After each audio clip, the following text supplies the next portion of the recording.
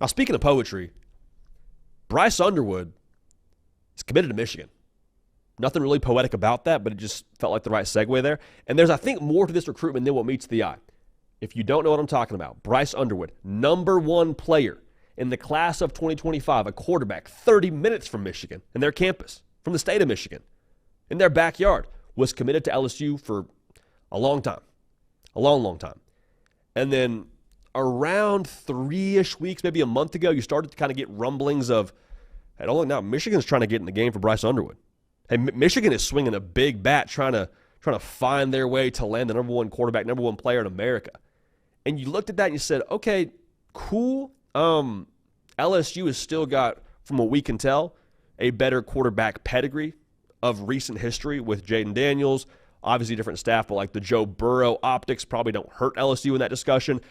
I was very, very much so like, that's awesome. Good for Michigan getting in the NIL game, but I don't see it.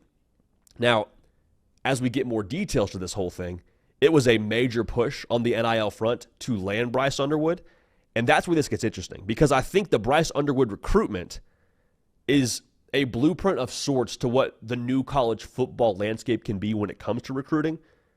It has never been more accessible to be relevant as a program in college football. Now, Michigan's going to be relevant regardless because of the logo. We're going to talk about them if they're winning 10 games. We're going to talk about them if they're 0-12. But still, with the landing of a Bryce Underwood, the NIL part of this, I think from what we can tell, it was a massive part of this, is a massive part of this going forward.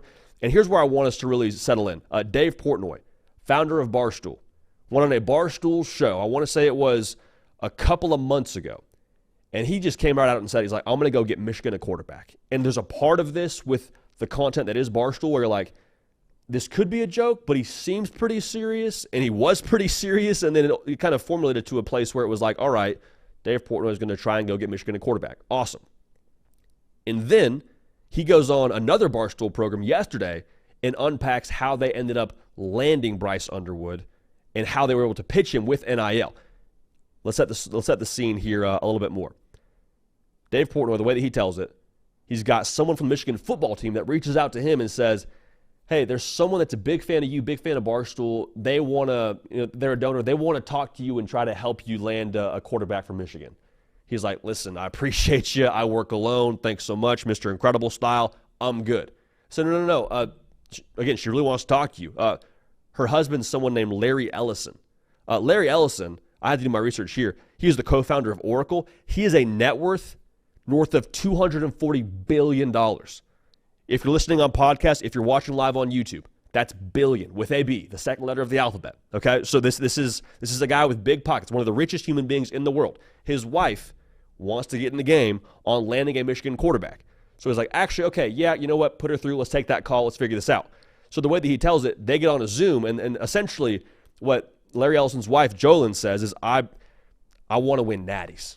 Like, she apparently went to Michigan during the Brady Hoke era, and Michigan just, quite frankly, wasn't really up to par with what that fan base expects during that era. And she says, I can't, the way that Portnoy tells it, she said, I can't stomach waking up on a Saturday knowing we're not the best team on the football field. All right, so obviously this desire to have Michigan be a team that's winning national titles again, like they did last season, translates to the idea of we need a quarterback. Quarterback this year was nowhere near good enough. Who can we go get? Oh, I don't know, the best quarterback in high school football that's 30 minutes from our campus. So as it goes, they end up pitching Bryce Underwood. I don't know if this is tied to Dave Portnoy and the Ellisons, but Tom Brady ends up getting involved here to some respect. And this is where I look at Brian Kelly and LSU, and I'm like, yeah, it's a bad look. What were you supposed to do? One of the richest human beings in the world, one of the icons in media, period, in Dave Portnoy, and the best person to ever touch a football in the history of the game, Tom Brady, hitting up Bryce Underwood. So, like, what I'm trying to say here is there was a very evident push from the powers that be around Michigan, people that care about Michigan football, to get this deal done. The alleged NIL package is somewhere in the neighborhood of double-digit $1 million over 3 to 4 years. Yeah, that's gonna probably cork the battle a little bit for you when you have those conversations with the number one player in high school football. So going back to what I said at the top of this thing, this doesn't happen without a tremendous care factor from a Dave Portnoy, from a Jolyn Ellison, from a Larry Ellison. Like, those people caring about Michigan football, even though none of them, from my understanding, have ever suited up a day in their life and run out of that tunnel and touched the banner that hangs over the Michigan football field when they run out on the field. Like, even though they've never suited up, even though they're not on staff, they don't call plays, they were able to impact the future of Michigan football by landing, quite frankly, the future of Michigan football at the quarterback position. Here's the thing now, I don't think they're done. I think that the overall care factor at Michigan will continue to benefit them on the NIL front to land more top talent, not to mention that top talent probably wants to play with Bryce Underwood. But one more thing that Dave Portnoy said on the Barstool program, I think it was yesterday that it aired, he said this is more or less a renaissance of Michigan football is what this recruitment will be known as. And maybe it sounds a little bit wild to hear out loud. I don't think he's wrong. Take it a step further, I think this recruitment is going to serve as a great awakening in the college football recruiting landscape. Why? Because honestly now, you are seeing, if you are any millionaire of an alumni of any school that cares about college football, or you care about college football as an alumni, you're being told here in bold, neon, flashing lights, if you care, you can change things. What you do, what you pay, what you give can really make a difference.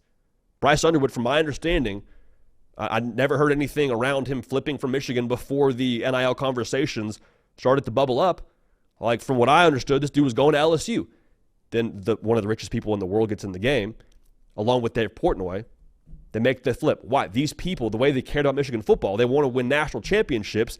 That had an impact on landing the top player in college football. Now, I also want to say this. I don't think it's not quite as simple as activating the cash flow, because you also have to have, I think, the right structure in place to then put that cash flow where it needs to go. There has to be some alignment there from a boosters to a coaching staff to a general manager perspective, and Michigan had all that right. But if you're able to activate the funds and have the apparatus to correctly allocate those activated funds, there is no like guardrails to what you can do in the new era of college football. Like, the gears kind of got turning here. Nebraska fans, I don't know what Warren Buffett thinks about your football team or if he cares at all about the Cornhuskers and what they do on Saturdays. He's an alum. You activate the Warren Buffett funds, what can Nebraska be? Looking at North Carolina, Michael Jordan, man, I don't know Michael Jordan's net worth. Have to imagine he's doing okay for himself. How about the Jordan brand in general? Even if Michael Jordan says, I don't care about Saturday afternoons in the fall, someone at Jordan brand probably cares enough to make the entire college football operation out there in Chapel Hill outfitted in Jordan gear. If you can activate the funds and you can put the funds in the right place with the right structures, you can do whatever you want. I mean, this kind of has flown under the radar. I don't know how much this is impacting them this season, but SMU, it was kind of a sleepy storyline. They put a lot of money into their NIL. Missouri, I promise you, going forward, if they put that NIL that they have allegedly put into their college football team and it goes to the right places, they could be a force here. So what I'm trying to say is, at the end of the day, college football is still about players. It's still about talent, right? Like, there's still that pretty large talent gap. When I have more 5 stars than you, I should be at a pretty good advantage to win the football game. So now the prerequisite to getting those 5 stars, development's huge, relationships is huge, but another pillar of that equation now, whether we like it or not, NIL is a part of this. And so if you have NIL, you can then activate that to land top talent to go win national championships like Dave Portnoy and like the Ellisons are attempting to do here with Michigan.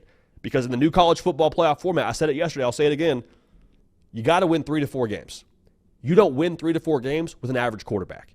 And so that's why you're seeing these quarterbacks, whether it be via the portal, whether it be at the high school level, they're going to get their bags, and they deserve them. If you want to win big-time football games, you want to go big, win big-time hardware, you better be willing to pay big-time dollars to land the right guy to do so. One more thought on this. I'm curious now, speaking to the activation and the coaching staffs, things like that, I'm curious when the powers that be, like let's just put ourselves in another universe. Let's say that we're back a year from now, give or take. Jim Harbaugh's just left for the Chargers, and Michigan's going to go external with their coaching search. Who's to say that the Ellisons and Dave Portnoy don't say, all right, we're willing to pay a bag for anybody.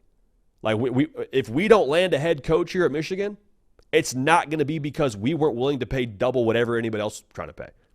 Like, I know it's kind of a wild thought to have right now because this discussion is about landing players, but I don't think we're all that far removed from boosters and from other powers that be of this caliber that, haven't historically been involved to the same degree going after big-name head coaches.